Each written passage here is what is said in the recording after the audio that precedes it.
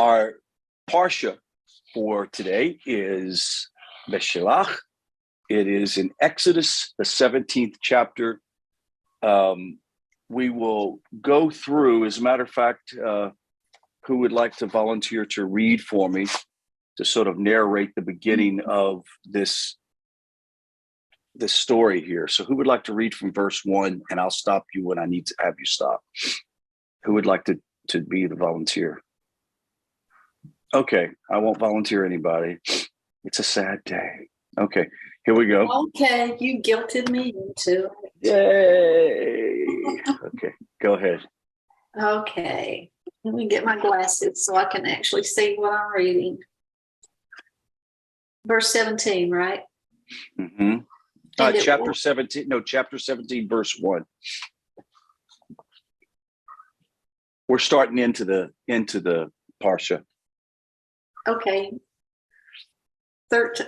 Okay, well, I guess I'm in the wrong spot. Yeah, Beshelach, chapter 17, verse 1. Yeah. And it was when Pharaoh went out?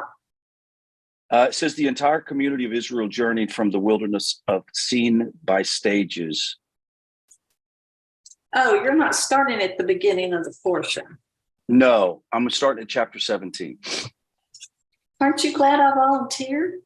I am so glad, because any other person would have told me to go take a hike. Okay, hold on. It's hard to find chapters in this interlinear. Oh, goodness. Oh, okay. Yeah. And they journeyed the entire assembly of the children of Israel. Is that it? Mm-hmm. From the wilderness of Sin on their journeys, according to the command of Hashem, they encamped in Rephidim, and there was no water to drink for the people. The people quarreled with Moshe, and they said, "Give us water that we may drink." Say to them, did Moshe, "For what reason do you quarrel with me? To what end do you test Hashem?" They thirsted there, the people did, for water, and complained did the people against Moshe, and they said, Why is this that you brought us up from Egypt to kill me and my children and my livestock through thirst? Moshe cried out to Hashem, saying, "What shall I do for this people? A little more, and they will stone me." Hashem said to Moshe, "Pass before the people and take with you some of the elders of Israel and your staff that you struck with it the river. Take in your hand and go. Indeed, I shall stand before you there near the rock in Horeb. You shall strike into the rock, and there shall come forth from it water, and drink will the people." He did so, Moses did, before the eyes of the elders of Israel. Okay, good. Let's pause right there. So I said earlier or last night that we were going to talk about this segment because it is speaking of Israel's first battle, the very first battle, and it's with Amalek. Amalek is a sordid kind of slimy fellow that is a descendant of Esau. He and his band of merrymen, his people, his tribe, they're a Bedouin tribe, basically. So if you go to Israel, you'll see these Bedouin tribes. It's like that.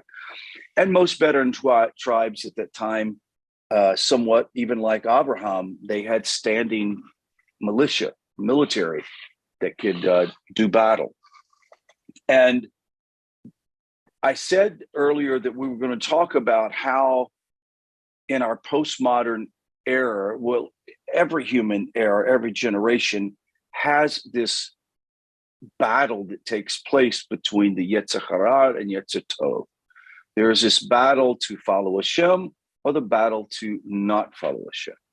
We've heard many times that we only have free choice to do one thing, or free will, whatever you prefer to call it. I like free choice. But we only have the ability to choose one thing. And technically, we don't even have free choice if that's the case. Let me explain. It says the only free choice we have is to do the will of Hashem or not. That's it. That's your free choice. So within the bounds of what free choice is in all of our lives, it has to know that you're choosing the right thing is to choose what is pleasant and proper for your journey with Hashem. It's your trust in Hashem. It's the wisdom that you learn from Hashem and His Torah. These are part of the sort of spiritual maturation that takes place and spiritual maturity.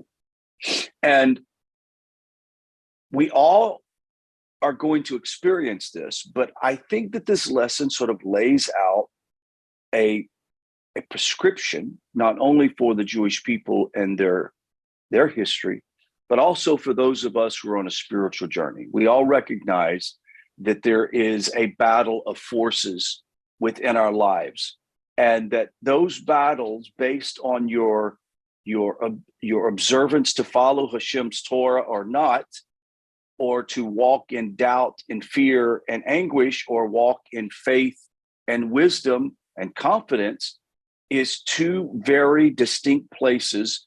And the latter has, the former, which would be the state of rejection of the commandments of God in my life, would mean that there is going to be a consequence, that God will to possibly intervene and cause you to really buckle down and have to fight for what you have. Let's explain. In verse 17, chapter 17, verse 7 and 8, it says, they called the name of the place Massa, or testing, the place Massa Merivah.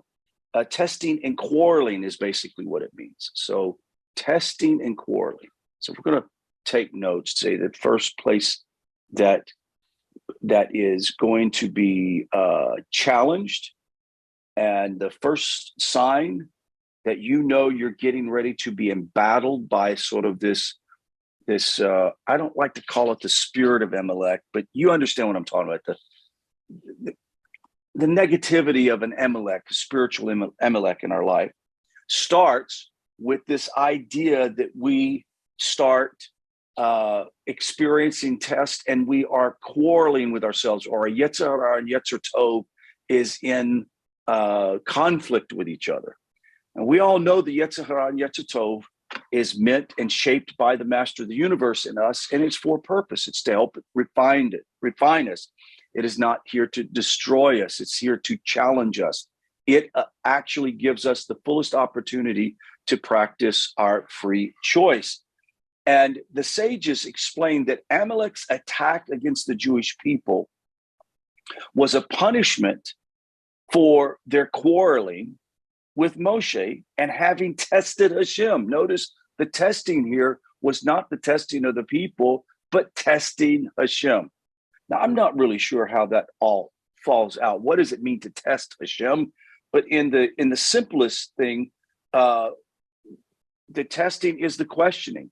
Now, there's a wonderful story in the Midrash. It tells of a son who is being carried on his father's shoulders, and whose father, time after time, protects him from various dangers and fulfills the child's request. He's carrying him on his shoulders and makes sure that limbs, if you've ever carried a child on your shoulder, you don't want limbs to hit them in the face, and you're guarding them, et cetera, et cetera. And you're literally carrying them on the shoulder.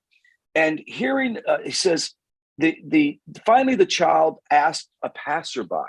He's on the shoulders of his Abba as he's passing. And he asked the passerby, "Where's my father? Have you seen my father?" Hearing this, the father said to his son, "You don't know where I'm at?" He says, and he cast the child down from upon his shoulders, and the dogs came and bit him. Interesting midrashic story. Thus, too, Hashem miraculously took the Jewish people out of Mitzrayim, split the sea, gave them water, fed them with manna, etc. And they nevertheless questioned this by saying, "Is Hashem in our midst or not?"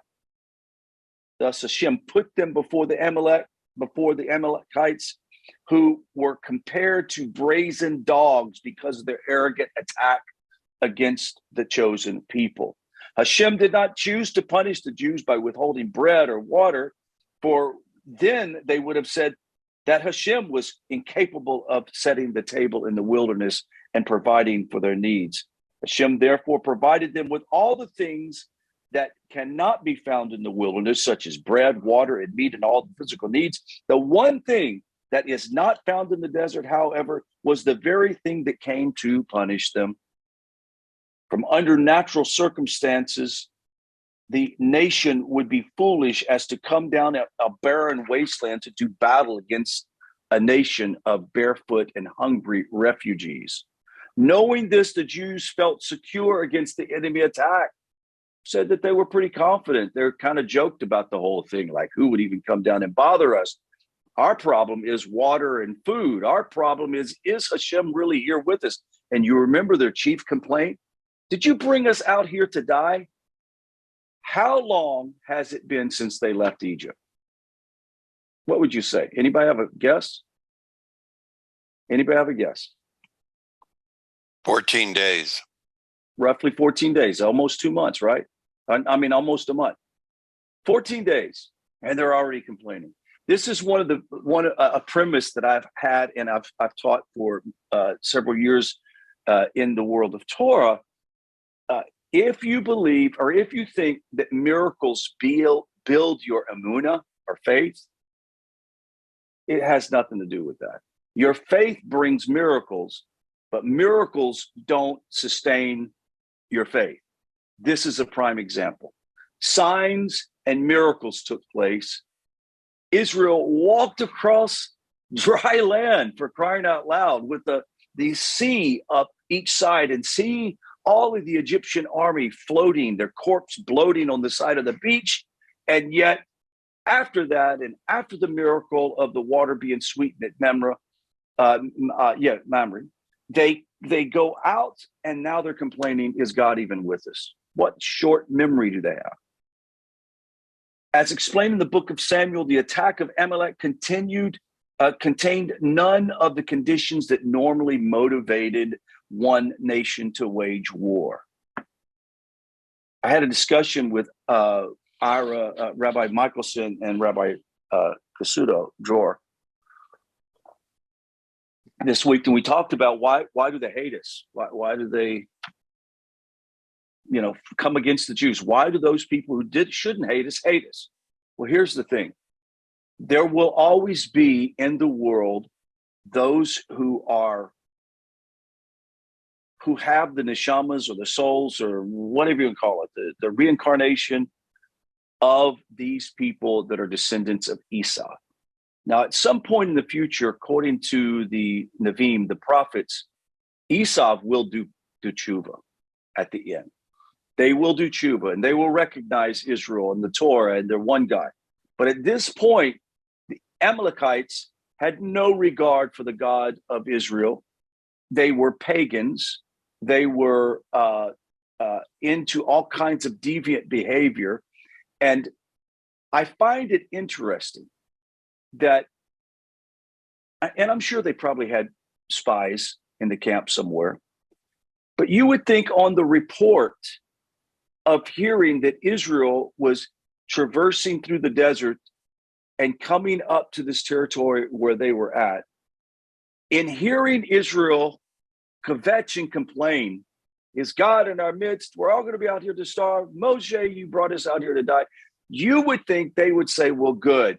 They don't even believe in their own God, and just walk off and let it be done. No, it says that they saw what they were doing, and it's like Hashem sort of pulled them into the whole circumstance by saying, you know what? They don't even believe it. They need to be destroyed. And what do we have today in the modern world with the Palestinians and Israel? You have the Palestinians. Hamas has on their charter that they have replaced Israel, and that Israel is not living up to its Torah, and therefore God has done away with them and their Temple Mount, et cetera, et cetera. And they are using that as a premise to attack and to blow up synagogues and to stab Jews on the streets of Jerusalem. Very much the same as it is now.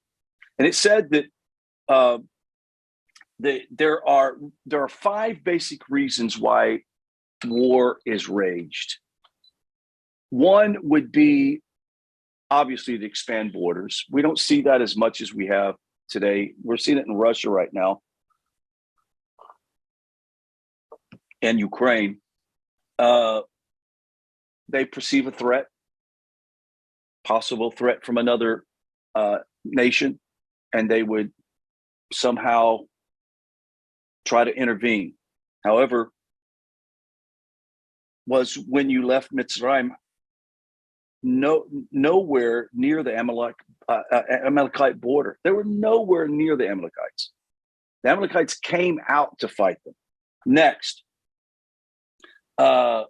perceive a threat from a nation that has provoked them with words of acts of belligerence. That's another reason why nations go to war. The First World War was started over the assassination of Ferdinand, and it was what do you call it? The flames of war was fanned from that assassination. And if you go back and look at the genesis of the First World War, you realize it was started over the stupidest reasons. Hundreds of thousands of young men lost their life over that stupid war. Next, want to demonstrate their strength and prowess. This is what Russia's doing right now in Ukraine. They just wanted to prove something. Next, believe that they have a religious duty or so, that God would reward them for wiping out a nation of unbelievers. Amalek, however, did not fear God. He had no regard for the God of Abraham, Isaac, and Jacob. If anything, he had disdain, that disdain that was bred in him through his father's father, Esau. Rather, the true reason, according to the Malbim, that all the nations of the world, the first was the attack was motivated by their heretical denial of God. That's number one. All the nations of the world heard and knew about the miracles of Egypt and the splitting of the Sea of Reeds, or the Red Sea, and they all believed in Hashem's power. But the people of Amalek, on the other hand, heard heartily and absolutely rejected the idea and denied that God even existed. Therefore, they wanted to prove to the world that Hashem was powerless to save the Jews from their attack, and all the miracles of Mitzrayim were of nothing.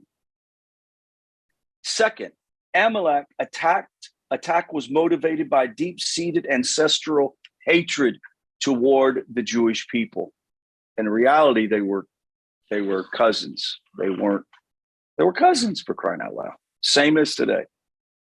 Now, the term Rephidim is found.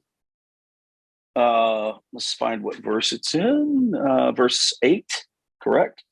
Amalek came and fought with Israel in Rephidim. It's an interesting term.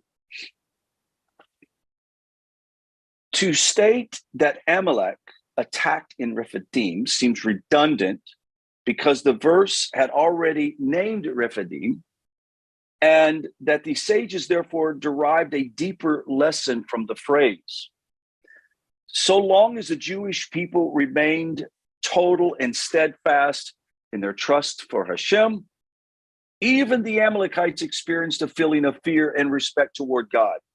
The reason why the Amalekites refused to be in fear of the God of Israel, because out of their own mouth were words that demonstrated that they had no serious fear of Hashem. That's what they perceived anyway.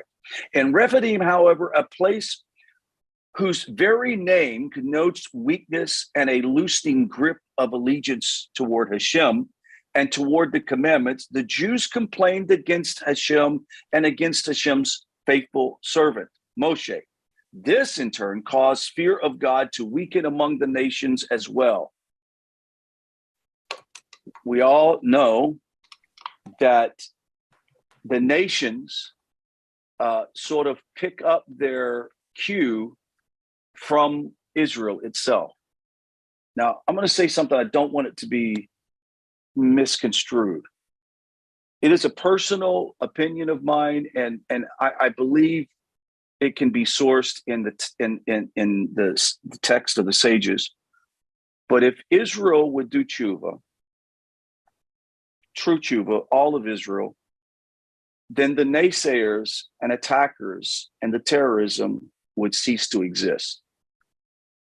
Because this story teaches us and shows us that Amalek came out of its way to attack Israel for no other reason than the fact that they saw that Israel was in a place of disbelief before God. And like that even cemented it harder. There's no way their God could truly be as powerful as they say he is if they don't believe he's going to take care of them. And when we see the Jewish people return and do tshuva, then we're going to see the nations bow before Hashem.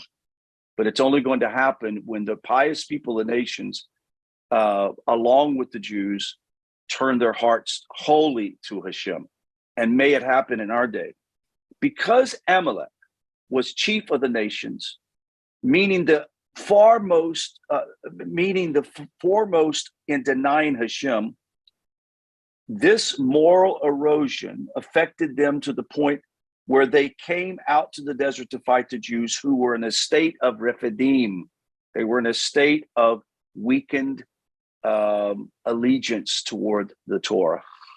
So how do we begin to, or what do we need to recognize if in our life, if we find ourselves in embattlement against sort of the spirit of Amalek in our life, and we feel like that we're being attacked or punished in some way for no reason by an individual or a group or whomever, we should first look at our own personal Rephidim.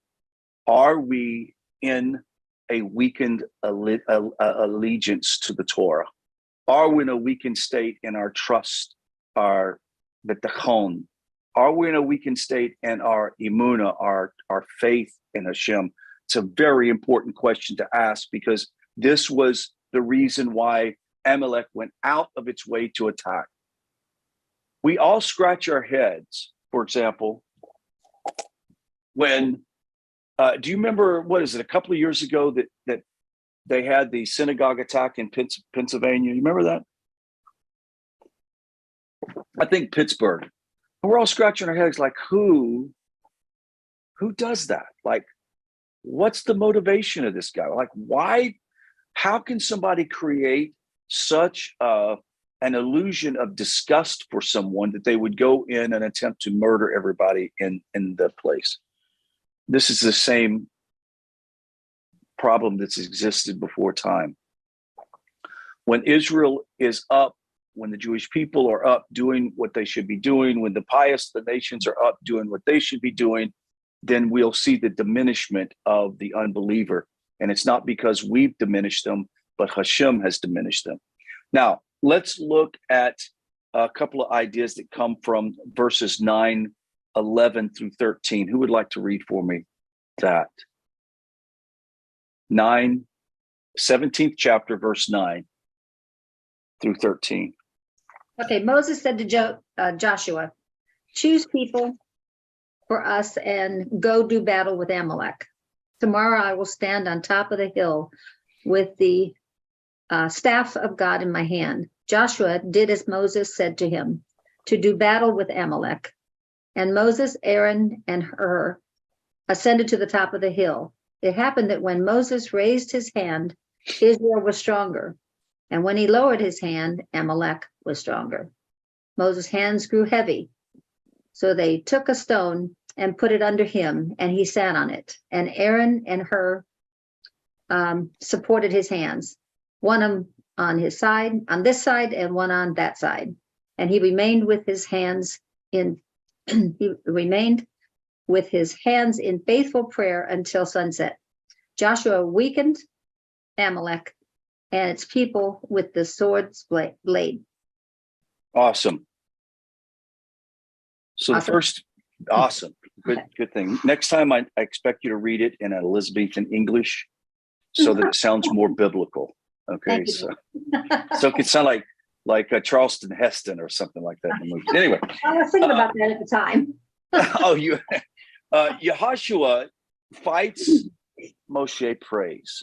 So the second part of the formula to get out of this seemingly punished situation or this low place is the first part is recognizing that you're in Rephidim, that you are in a doubtful place with the way you're dealing with your relationship with Hashem. The second thing is know that it's twofold. The solution is going to be twofold. Number one, it's got to be approached spiritually.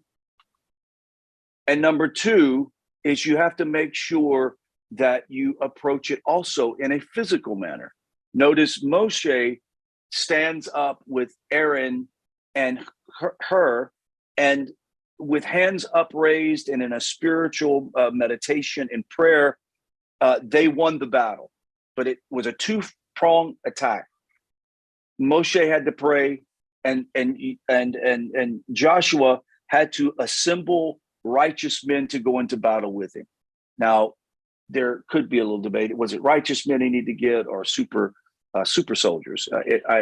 I'm convinced it was a combination of both.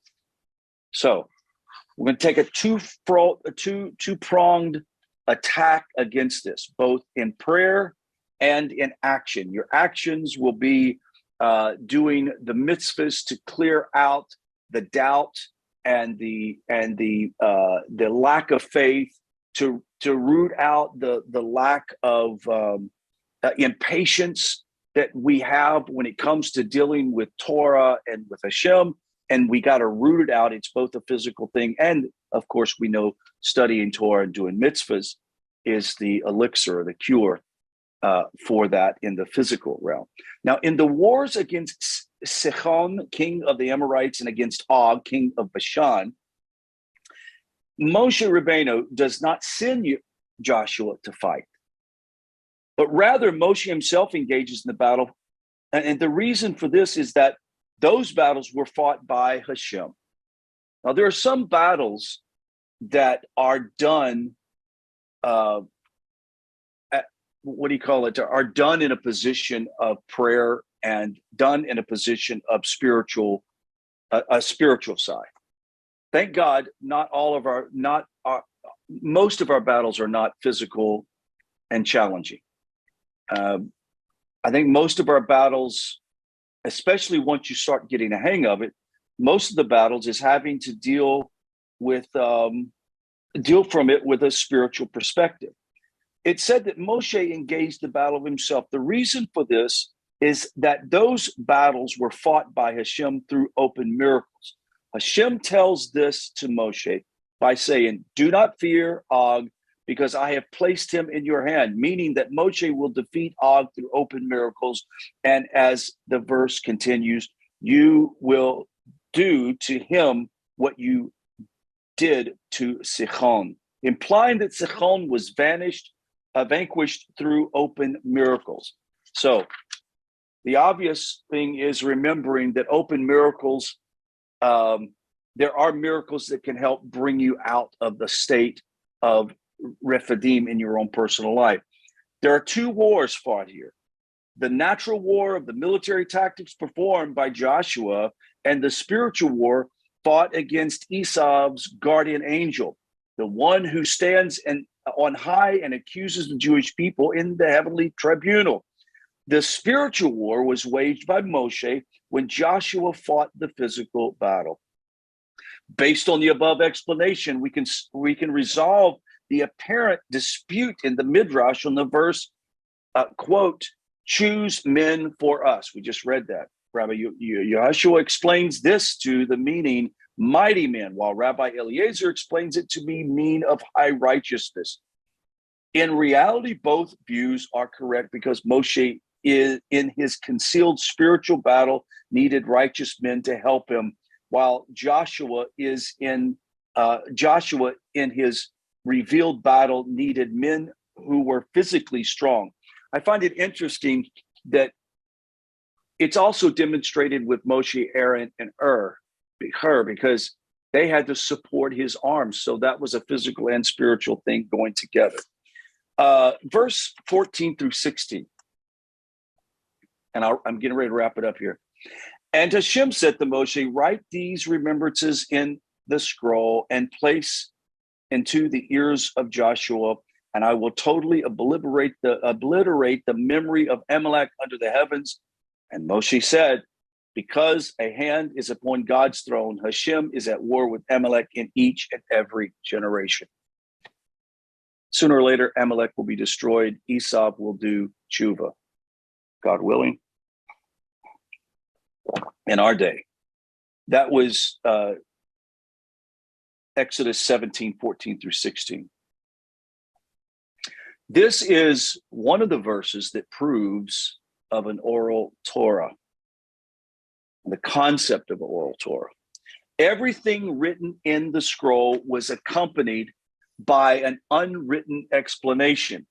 These unwritten explanations were transmitted, as we know, orally from Hashem to Moshe, and then Moshe to Joshua, and from Joshua to the elders, and forth throughout the generations. Thus, we find that in the Midrash that Moshe received the Torah from Sinai and transmitted it to Joshua. Joshua transmitted it to the elders. This system of transmission is referred to here in our verse.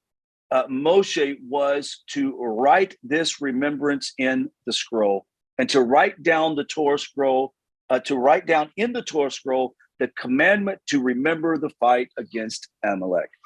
And also this concept to place into the ears of Joshua the oral Torah, to give them an oral explanation. I find it quite fascinating that at the end of our lesson today, that we are reminded that the study of Torah, not only the written Torah, but the study of oral Torah that gives us wisdom from the sages on the things that apply to the Noahide is so very important.